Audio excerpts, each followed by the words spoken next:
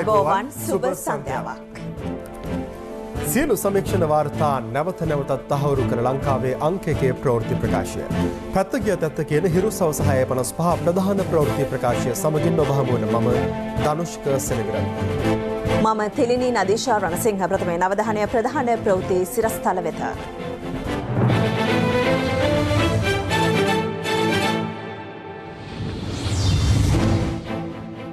වරාය නගර කොමිසමේ පනත් කිටුම් පතට රජයෙන් සහතිකයක්.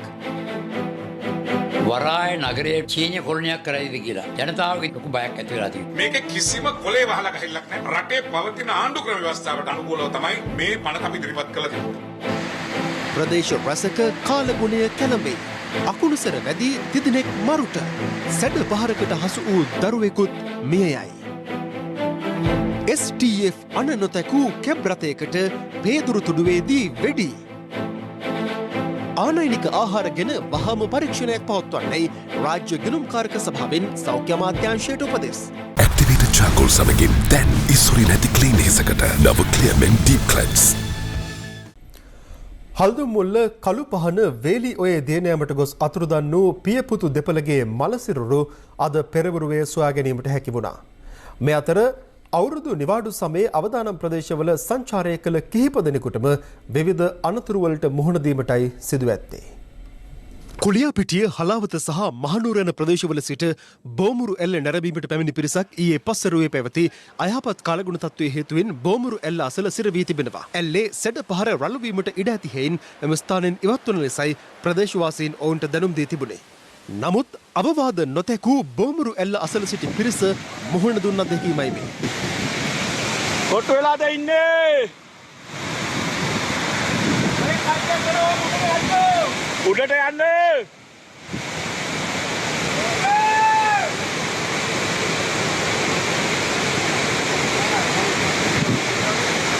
අඹගස්තුව පොලිසිය සහ ප්‍රදේශවාසීන් එක්ව අදාළ පිරිස බේරා ගැනීමට සමත් වුණේ පැය 7ක මෙහෙයුමකින් පසුවයි.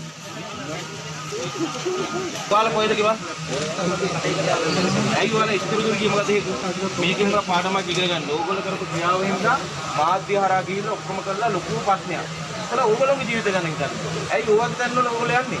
මේ මිනිස්සු දන්නේ හින්දා කොහොම හරි බේරගත්තා. දන්නත් හින්දා රෑ එළියටකන් හිටියනම් එතන මේ ඉස්සලා අවුරුදු ගානක් ඉස්සලා මිනිස්සු මැරලා තිබිලා තියෙනවා. හරිද? මිනිස්සුන්ගේ යටකටු විතරයි මේ කරන්නේ. මේ අතර මාතලේ විල්ගමුව හීන්ගඟේ දියනෑමට ගොස් මත්පැන් සාදයක් පැවැත් වූ තරුණයන් 13 දෙනෙකුද බේරා ගැනීමට විල්ගමුව පොලිසිය සහ වස්ගමුව පොලිස් විශේෂ කාර්ය බලකාය නිලධාරීන්ට සිදු වුණා. ඊයේ පස්වරුවේ හීන්ගඟ මැද පිහිටා ඇති ගල්තලාවක් මත ඔවුන් රැඳී සිටියේදී වර්ෂාපතනයේ හේතුවෙන් ගඟේ ජල මට්ටම ඉහළ ගිය බැවින් පසුව ප්‍රදේශවාසීන්ගේ මැදිහත් වීම මත පොලිසිය සිදු කළ පැය 7ක පමණ මෙහෙයුමකින් අනතුරුවයි එම පිරිස බේරාගෙන ඇත්තේ.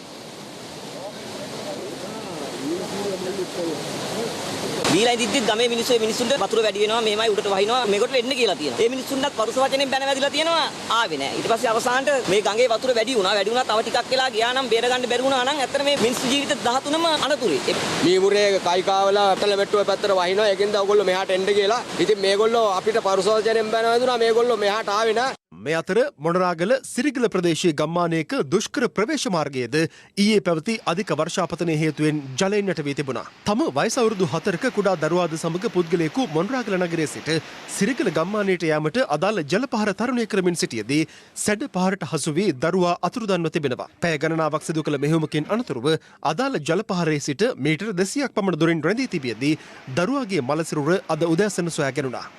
මේ අතර හල්දුම්මුල්ල කළුපහන පාලම් දෙක අතර වේලි ඔයේ දියුණුවීමට ගොස් ඊයේ අතුරුදන් වූ පියාගේ සහ දරුවාගේ මලසිරුර අද පෙරවරුවේ සොයාගත්තා. පාලමේ සිට මීටර් 800ක් පමණ දුරින් ගල්පරයක සිරවී තිබියදී ඔවුන්ගේ මලසිරුර සොයාගත් බවයි පොලිසිය සඳහන් කළේ. මෙලෙස ජීවිතක්ෂයට පත්ව ඇත්තේ වයස අවුරුදු 14ක දරුවෙක් සහ ඔහුගේ 52 වසරේ පියායි. මියගේ පුද්ගලයා මෙම විනෝදචාරිකාව සඳහා එක්ව තිබුණේ සිය බිරිඳ සහ දරු දෙදෙනාද සමගින්. ඔවුන් ඊයේ මෙම අනතුරට මුහුණ පෑ අවස්ථාවේදී සැඩ පහරට හසුව ගසාගෙන ගිය ඔවුන්ගේ ඥාතීන් දෙදෙනෙකු බේරා ගැනීමට ප්‍රදේශවාසීන් සමත් වුණා. මෙලෙස ප්‍රදේශ රැසකදී ජනතාව විවිධ ආපදාවන්ට මුහුණ දුන්නේ පැවති අයහපත් කාලගුණ තත්ත්වය හේතුවෙනුයි. කාලගුණ විද්‍යා දෙපාර්තමේන්තුව සඳහන් කළේ අද දිවයිනේ පළාත් කිහිපයකට ගිගුරුම් සහිත වැසි සහ ප්‍රබල අකුණු ඇතිවිය හැකි බවයි. ගත වූ පැය 24 කාලය තුළ දිවයිනේ වැඩිම වර්ෂාපතනය කෑගල්ල අලුතම ප්‍රදේශයෙන් වාර්තා වුණා. එහි අගය මිලිමීටර් 132.5ක්. මාතලේ කන්දෙනුවර ප්‍රදේශයෙන් මිලිමීටර් 107ක වර්ෂාපතනයක් වාර්තා වී තිබෙනවා. මේ පැවති අධික වර්ෂාව හේතුවෙන් හන්තාන තපෝදාරාම විහාරස්ථානයේ ගොඩනැගිලි කිහිපයකට දැඩි අලාභාන සිදු වෙති ආකාරයක්.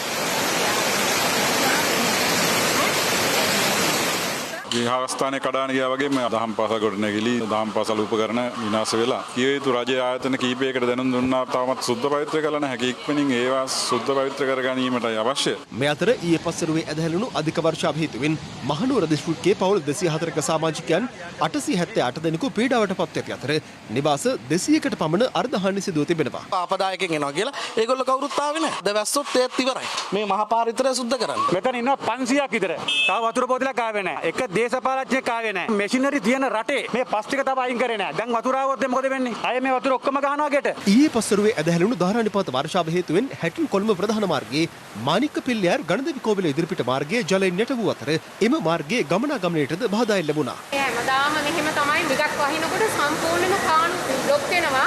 ඒත් ඉතින් කවුරුත් මේව බලන්නේ නැහැ. മന്ത്രിගොල්ලොත් මෙතනින්ම තමයි යන්නේ. මෙතන മന്ത്രി කෙනෙක් ඉන්නවා. නමුත් නැහැ කිසිම පියවරක් මේවට. මුලතිව් තන්නිමුරුප්පු තුනේ කනුව ප්‍රදේශයේ වෙල්ලෑයකදී අකුණුසර බැදීමෙන් ගොවීන් දෙදෙනෙකු ජීවිතක්ෂයට පත් වුණා. මෙලෙස මිය ගියේ 35 හැවිරිදි පුද්ගලයන් දෙදෙනෙකු සහ 46 හැවිරිදි පුද්ගලයෙක්. ඔවුන් මුලතිව් බටහිර කුමණමුලිය ප්‍රදේශයේ පදිංචිකරුවන්. විශේෂයෙන්ම උතුරු මැද නැගෙනහිර ඌව සහ මධ්‍යම පළාත්වල විශේෂයෙන්ම රාත්‍රී කාලෙදී සහ සන්ධ්‍යා කාලෙදී අකුණු ඇති වෙන නිසා ඒ පිළිබඳ ආරක්ෂිත ක්‍රියාමාර්ග ගන්න කියලා ජනතාව දැනුවත් කරන්න කැමතියි. මේ අතර උතුරු මැද මධ්‍යම සහ ඌව පළාත්වලත් මුලතිව් සහ වවුනියාව දිස්ත්‍රික්කවලත් තනින් තන ගිගුරුම් සහිත වැසි සමග ප්‍රබල අකුණු ඇතිවීමේ වැඩි අවධානමක් පවතින බව කාලගුණ විද්‍යා දෙපාර්තමේන්තුව අවවාදාත්මක නිවේදනයක් නිකුත් කළා. කඳුකර ප්‍රදේශවල ජීවත් වන ජනතාව ගස් ඇලවීම, පොළවේ ඉරිතැලීම ආදී නායාමේ ලක්ෂණ පිළිබඳව වඩාත් සැලකිලිමත් වන ලෙස කාලගුණ විද්‍යා දෙපාර්තමේන්තුව ජනතාවට දැනුම් දෙනවා. කොළඹ වරාය නගරය ආර්ථික කොමිෂන් සභාව පිහිටුවීමට අදාළ පනත් කෙටුම්පත ඉදිරිපත් කර ඇත්තේ මෙරට ආණ්ඩු ක්‍රම ව්‍යවස්ථාවට අනුකූලව බව අමාත්‍ය මහින්දානන්ද අලුත්ගමගේ මහතා පවසනවා. ඒ අදාළ පනත් කෙටුම්පත විවේචනය කරමින් විජයදාස රාජපක්ෂ මහතා සිදු කළ ප්‍රකාශයට පිළිතුරු ලබා දෙමින්. දවසේ පුවත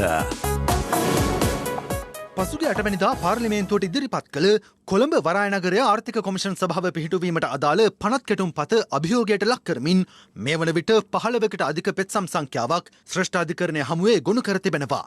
එහි ඇතම් වගන්ති මගින් මෙරට ආණ්ඩු ක්‍රම ව්‍යවස්ථාව උල්ලංඝනය වන බව පවසමින්.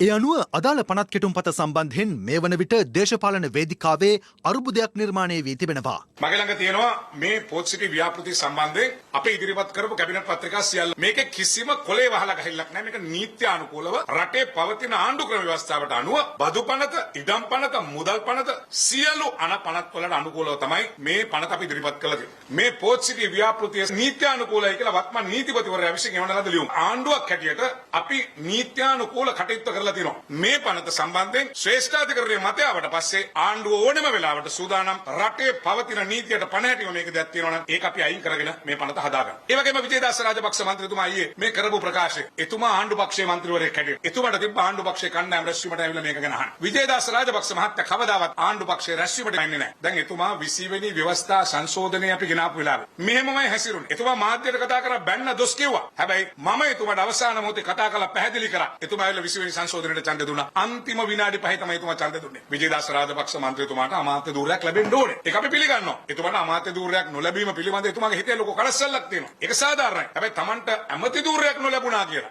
නොදන්න භූතේ කදලා ඒක කරනවා නම් ඉතාම අසාධාරණයි. අද උදේ අපේ මුරුත්තෙට්ටු ආනන්ද හාමුදුරුවෝ මම හම්බුණා. මම උන්වහන්සේගෙන් ඇහුවා. "ඇයි හාමුදුරනේ මේ වගේ මාත් සාකච්ඡාවක් තිබ්බේ?" උන්වහන්සේත් කියනවා මේක එක්තරා නාලිකාවකින් සජීවී දෙන බවක් මම දැනන් හිටියේ නැහැ. ඒක ඉවරුනාම කිව්වා ඔබතුමා ගියා සැර වැඩි නේද? මොකද අපේ නායක හාමුදුරුවෝත් හිතුවේ නැහැ මෙතුමා පෞද්ගලික න්‍යායපත්‍රයක් කරගෙන තමයි මේ මාධ්‍ය හමුව තිබ්බේ කියලා. පෝට් සිටි එක කියන්නේ මේ රටේ හැරවුම් ලක්ෂ්‍ය. මේක තමයි ශ්‍රී ලංකාව හැදෙන තැන. මේක නවත්තන්න තමයි විපක්ෂ නායකවරයා මේ සියලු දෙනා උත්සාහ කරන්නේ. මම ඉන්නකොට කවදාවත් නැතුව සජිත් ප්‍රේමදාස මහත්තයා මුරුත් තෙට්ටුවේ ආනන්ද හාමුදුරන්ටත් කතා කරා. මේක පිටිපස්සේ තියෙන්නේ දේශපාලන න්‍යායපත්‍රයක් කියන එක කනගාටුවෙන් උනත් සඳහන් කරන්න ඕනේ. නෑ. එහෙම තැනකට අපිට යන්න කිසිම අවශ්‍යතාවයක් නෑ. ඇමතිකම් දීලා කටවල් වහන්න අපිට කිසිම අවශ්‍යතාවයක්. එතුමා ඇමතිකම දුන්නනේ අපි. එතුමා උසස් අධ්‍යාපන රාජ්‍ය අමාත්‍ය ධුරය ලැබුණා. එතුමා දිවුරුම් දෙන්න කියේ නෑ. එතුමා කැබිනට් එකක් කියලා. ඒක කැබිනට් එක පිළිබඳ ප්‍රශ්න. නැත්තම් වරාය පිළිබඳ ප්‍රශ්නයක් නෙවෙයි. මේ වරාය නගර ව්‍යාපෘතිය සම්බන්ධයෙන් තවත් දේශපාලනඥයින් ඇතුළු විවිධ පාර්ශ්ව පළ කළ අදහස්.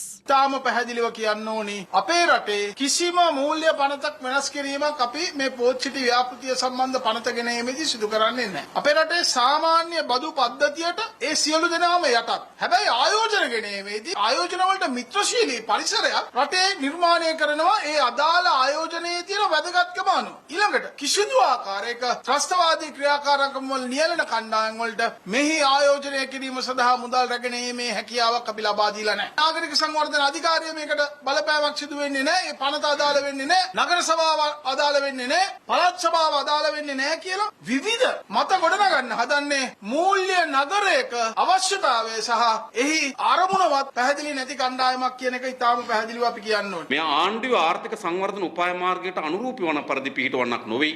චීනී ජාත්‍යන්තර දේශපාලන ආර්ථිකම වමනාවන් එක්ක පෙළගැහීමක් ලෙස තමයි ආර්ථික කොමිසම් සභාව යෝජනා වී තිබෙන්නේ. අපේ රට අහිතකර ප්‍රතිවිපාක ගෙනත් දෙන මෙවැනි චීන ප්‍රාන්තයන් ගොඩනැගීම සඳහා කිසිදු ජනවරමක් ආණ්ඩුවට නැති බව උන් තේරුම් ගත යුතුයි. ඒ නිසා තමයි පසුගියදා අධිකරණයට ගියා. අධිකරණයට ගිහිල්ලා අපි ඉල්ලා සිටි මෙම පනත සම්මත කර ගැනීම සඳහා පාර්ලිමේන්තුවේ 3/2 පමණක් නොවේ ජනමත විචාරණයකටත් ලක් කළ යුතුයි කියලා. විවස්ථානුකූලව නඩුවක් පැවරීම සඳහා එකම දිනේ තිබුණේ ඊයේ බ්‍රහස්පතින්දා විතරයි. මේ රට පිළිබඳ තීරණාත්මක පනතක් මේ ආණ්ඩුව පාර්ලිමේන්තුවේ ඉදිරිපත් කරේ දින 5ක නිවාඩු කාලයක් ඇතුළත් කොට. ඒයි මේ පිළිබඳ ශ්‍රේෂ්ඨාධිකරණයට යන්න තිබෙන අවස්ථාවත් අවුරන්.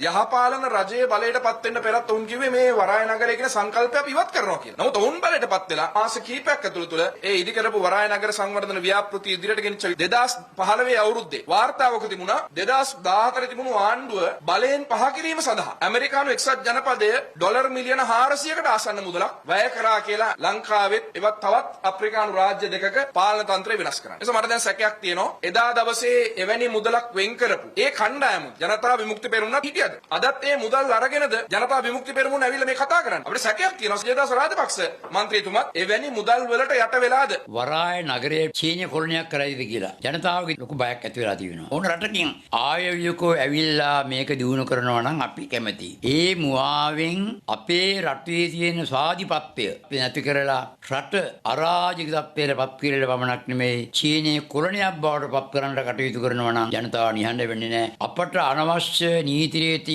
අනපනක් ගෙනලා ගැසට් නිවේදනය ගාලා මේ රටට යම්කිසි අවාසනාවන්ත තත්ත්වයක් උදා වෙනවා නම් එදා යහපාලන විදින අපි මේවට විදින අපි කියනක නම් මේ අවස්ථාවේ තීවත් කරන්න ඕනේ. යුද්ධය අවසන් කරපු නායකයව ජනාධිපතිකමෙන් අයින් කරන්න ලොකු සටනක් දීපු කෙනෙක් නේ විජේදාස රාජපක්ෂ මහත්තයා. ඒතකොට මෛත්‍රීපාල සිරිසේන ජනාධිපතිතුමා යහපාලනය හදන්න ලොකුවටම කඩේ ගිය කෙනෙක් විජේදාස රාජපක්ෂ පාර්ලිමේන්තු මන්ත්‍රීතුමා. ඒ ආණ්ඩුව පුස්සක් බවට පත් වුණා. අන්තිමට ඒ ආණ්ඩුවනුත් ඊට පස්සේ එළියට පැන්නා. මේ නැති රකුසමවනවා. මොකද හේතුව? ආණ්ඩු විරෝධී රැල්ලක් හදන්න උත්සාහ කරනවා. දැන් කියනවා ඒකට යනකොට බදු ගෙවන්න ඕන. මොන බොරුද මේ? මේ නැති රකුසෝ. අපි දැන් අහනවා ආණ්ඩුවේ ලංකාවේ පොලිසියට මේකට ඇතුල් වෙන්න පුළුවන්. ලංකාවේ හමුදාවට ඇතුල් වෙන්න පුළුවන්. සමහරට මේක දෙන රටක හමුදාව පොලිසිය මේක ඉඳි. වක්‍රාකාරයෙන් මේක චීනෙට පවරන්න යන්නේ. අද මේගොල්ල කරන්නේ දේශ ප්‍රේමිත්තේ ඇඳුම් ඇඳගෙන දේශ හිතයිශීකම් විකුණලා රටේ කොටසක් විකුණන්නේ. මේක කරන්න අපි දෙන්නේ නැහැ. වරාය නගරය හදාපු එක හොඳයි, සංවර්ධනය කරන එකත් හොඳයි. හැබැයි වරාය නගරය රටට අයිති නොවන විදියට විදේශවලට කොම්පැනිකාරයන්ට අයිති වෙන විදියට කෙටුම්පත් කරනවා නම් පනත් හදනවා නම් ඒක වැරදි. සමහර ඒවා කොලේ වහලා ගහන්න යනවා. පහුගිය යහපාලන ආණ්ඩුව නම් කලේ මේකයි. ඉතින් මේ රජයත් ඒව කරන්න යනවා නම් යහපාලන ආණ්ඩුව පිරිහිලා ගියා වගේම පිරිහෙනවා. ඒ නිසා අපි රජයට මතක් කරන්නේ ජනතාවත් එක්ක ඉන්න කොම්පැනිකාරයොත් එක්ක මුදලාලිකත් එක්ක ඉඳලා වැඩක් නැහැ. කොම්පැනිකාරයන් දෙන කෝටි 100කට වැඩි වටිනවා මහජනයාගේ එක ඡන්දයක්. රාජපක්ෂරු කවදාවත් රට ආරක්ෂා කරනවා මිසක් රට පාවලා දෙන්නේ නැහැ. පාර්ලිමේන්තුවට දාන්න නැතුව පනත් සම්මත කරන්න බෑනේ. ඒක පාර්ලිමේන්තුවට දාලා තියෙන්නේ. ඕන කෙනට අධිකරණයට ගිහලා ඒකේ වැරදි තියෙනවා නම් පෙන්නලා දෙන්න පුළුවන්. වැරදි තියෙනවා නම් ඒවා අපිට නිවැරදි කරගන්නත් පුළුවන්. වැරදි නැත්නම් අපිට ඒක පාර්ලිමේන්තුව තුල සම්මත කරලා ඒක පාස් කරලා දෙන්නත් පුළුවන්. කිසිම පනතක් ඔර රාශිය දාන්න බෑ. ඔර රාශිය පනත් දැම්මේ යාපාලන කාලේ. දවසේ පුවත පෑන්නේෂයා රන්නත්තම උදව් කරන රත්තරන් හිතවතෙක්. යාපනය පේදුරුතොඩුව ප්‍රදේශයේ මාර්ග බාධකයකදී අන නොතකා ධාවනය කිරීම හේතුවෙන් පොලිස් විශේෂ කාර්ය බලකායේ නිලධාරීන්ගේ වෙඩි ප්‍රහාරයකට ලක් වූ කැබ් රථය අද පස්වරුවේ පොලිසිය විසින් සොයාගෙන තිබෙනවා. කැබ් රථයේ ගමන් කළ බවට විශ්වාස කළ හැකි පුද්ගලයන් දෙදෙනෙකු මෙවර විට පේදුරුතොඩුව රෝහලේ ප්‍රතිකාර ලබමින් සිටින බවටයි වාර්තා වුණේ. යාපනය පේදුරුතුඩුව ප්‍රදේශයේ විශේෂකාර්ය බලකාය විසින් මෙම මාර්ග බාධකය පවත්වාගෙන ලබන්නේ ඒ අසන්නේ පිහිටි ස්වභාවික වැලි නිදියක් ආරක්ෂා කිරීම සඳහායි. එම වැලි නිදියෙන් නිරන්තරයෙන් ඇතැම් පිරිස් විසින් අනවසරින් වැලි ප්‍රවාහනය කරන බවට තොරතුරු ලැබෙන බව පොලිසිය සඳහන් කළා. අද උදෑසන 7:30ට පමණ වැලි නිදිය දෙස සිට අදාළ මාර්ග බාධකය හරහා කැබ් රථයක් ගමන් කිරීමට පැමිණ තිබෙනවා. එම අවස්ථාවේ විශේෂකාර්ය බලකාය නිලධාරීන් කැබ් රථය නවත්වන ලෙස සංඥා නිකුත් කර ඇති අතර එය නොතකා කැබ් රථය ඉදිරියට ධාවනය කර තිබෙනවා. කැබ් රථය නැවැත්වීමට විශේෂකාර්ය බලකා නිලධාරීන් ඇන ලෑල්ලි සහිත මාර්ග බාධක දෙකක් මාර්ගයට යොදවනු ලැබුවද ඒවාද පසු කරමිනුයි අදාළ කැබ් රථය ඉදිරියට ගමන් කර ඇත්තේ.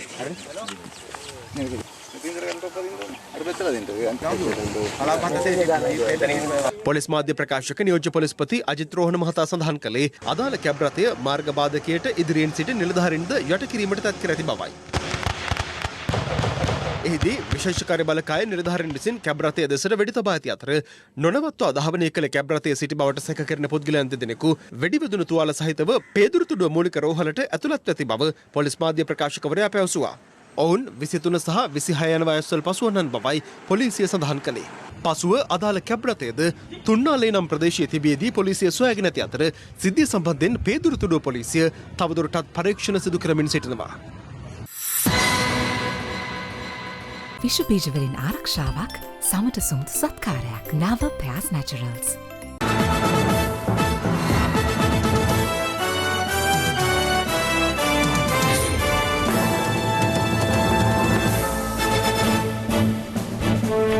නව කොවිඩ් ආසාදිතයන් 129 දෙනෙකු ගෙවුණු දිනේ වාර්තා වීමත් සමග මෙරට සමස්ත කොවිඩ් ආසාදිතයන් සංඛ්‍යාව 96078ක් දක්වා ඉහළ ගියා. මේ අතර ලොව පුරා කොවිඩ් ආසාදිත සමස්ත පුද්ගල මරණ සංඛ්‍යාව අද මිලියන 3 ඉක්මවා ගියා.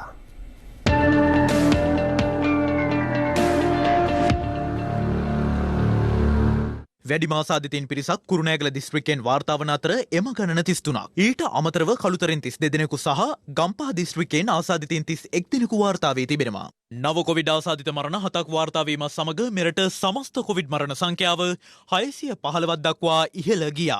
ආනයනික ආහාරවල අඩංගු හානිකර ද්‍රව්‍ය පිළිබඳ පුළුල් පරීක්ෂණයක් පවත්වන්නයි රාජ්‍ය ගිණුම්කාරක සභාව විසින් සෞඛ්‍ය අමාත්‍යාංශයට උපදෙස් ලබා දී තිබෙනවා.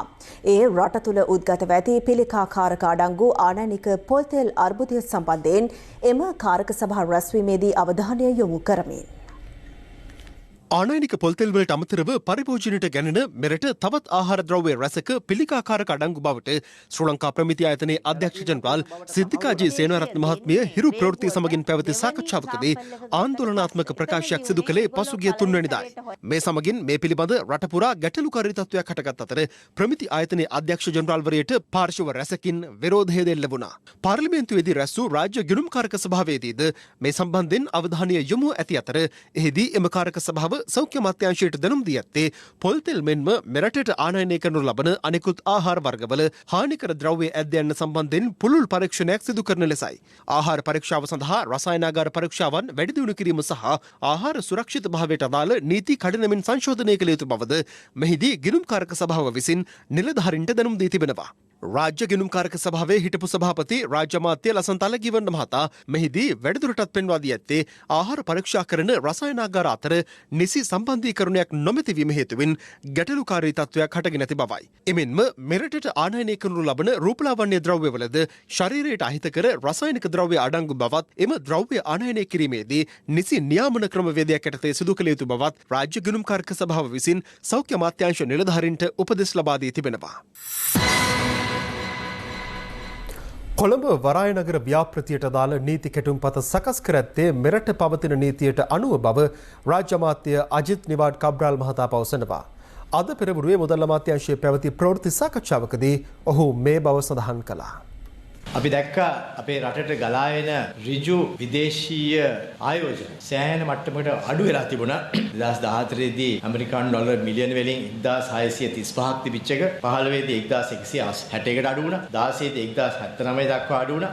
2019 දී නැවත වරක් 1189 දක්වා අඩු වුණා. අපේ රටේ දළදේශ නිෂ්පාදිතයට ශක්තියක් වීමට නම් මේ පිට රටවල් වලින් එන්න තිබෙන ඍජු විදේශීය ආයෝජන සෑහෙන දුරකට වැඩි කර ගැනීමට අපිට සිදු වෙන බව මතක් කර දෙන්නට අවශ්‍යයි. ඉතින් ඒකේ එක ක්‍රමයක් තමයි පසුගිය කාලය තුලදී අපේ රටේ කොළඹ පෝට් සිටි ව්‍යාපෘතිය හරහා ක්‍රමවේදයක් ඇති කරගෙන තිබෙනවා. මේ රටට විදේශ විනිමය ලබා ගැනීමට සහ ආයෝජන ලබා ගැනීම සඳහා. කොළඹ වරාය නගරයේ ආර්ථික කොමිෂන් සභාව මේ පනතේ පළවෙනි කොටසම තියෙනවා විශේෂ ආර්ථික කලාපයක් පිහිටුවීම පිණිස. අපි නව පනතක් ගෙනල්ලා මේ රටේ ව්‍යාපාර කිරීම ඍජු විදේශ ආයෝජන ගෙනීමට මේක හැරවුම් ලක්ෂයක් වෙනවා. ආර්ථිකමය ආකාරයට කොමිෂන් සභාවක් පත් කිරීම තමයි මේකේ වැදගත්කම. ත්‍රිපාර්ශ්වික ගිවිසුමක් අත්සන් කරලා තිනවා Ministry of Megapolis and Western Development, UDA සහ ප්‍රොජෙක්ට් කම්පැනි එකත් ඒ තුන්දෙනාම එකතු වෙලා අගෝස්තු මාසයේ 2016 දී අපේ ආණ්ඩුවෙන් මේ අත්සන් කරලා තින්නේ. ඒ සඳහා ගැසට් නොටිෆිකේෂන් එකක් 2019 අගෝස්තු 5 වෙනිදා රජය විසින් නිකුත් කළ තිබෙනවා. ඒත් එක්කම ඒ ඉඩම පවරා දීමේදී ගරු ජනාධිපති මෛත්‍රීපාල සිරිසේන මැතිතුමා ඒකට අත්සන් කරලා දීලා තියෙන්නේ. රජයට අලුත් ඉඩමක් හැටියට අපේ රටට එකතු කරගෙන තියෙනවා. 2019 ඔක්තෝබර් මාසේ 29 වෙනිදා ඒ සිදු වෙලා තිබෙනවා. සමහරක් අය කියනවා මේක මේ හදිස්සියේ සිදු වුණා. මේක හැංගිලා කෙරුවා. මේ කවුරුත් දන්නේ නැහැ. ඒ වෙන්නේ මේ ඔක්කොම ගැසට් නොටිෆිකේෂන් තියෙනවා. ඒ අයගේ රජයන් වෙනුනොත් ඒවා කෙරෙලා තිබෙනවා. අපේ රටේ නීති අනුව තමයි මේ සියලු දේවල්ම කෙරෙන්නේ.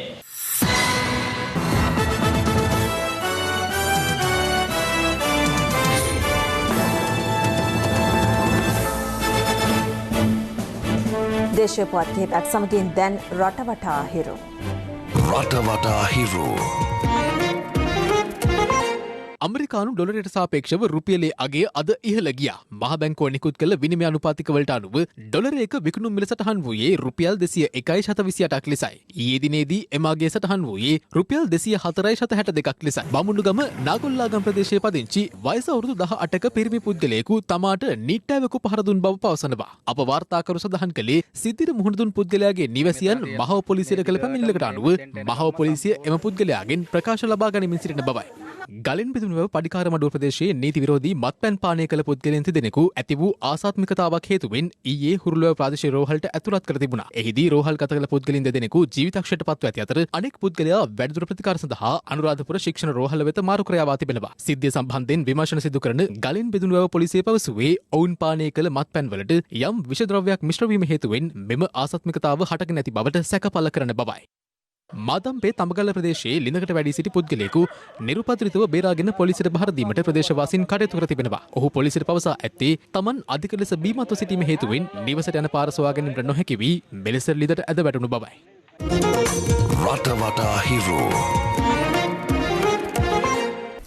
හිරු සවස 6:55 ප්‍රධාන ප්‍රවෘත්ති ප්‍රකාශය මිනිමාවට පත්වන. පැත්ත නොගත් ඇත දැනගැනීමේ අයිතිය තවදුරටත් අහුරු කර ගැනීමට ඔබගේ ජංගම දුරකථන ජාලය අනුව තිරේ දිස්වන පරිදි හිරු ප්‍රවෘත්ති SMS සේවාව සක්‍රිය කරගන්න. අප එළතම වන්නේ රාත්‍රී 9:55යි. ආයුබෝවන්.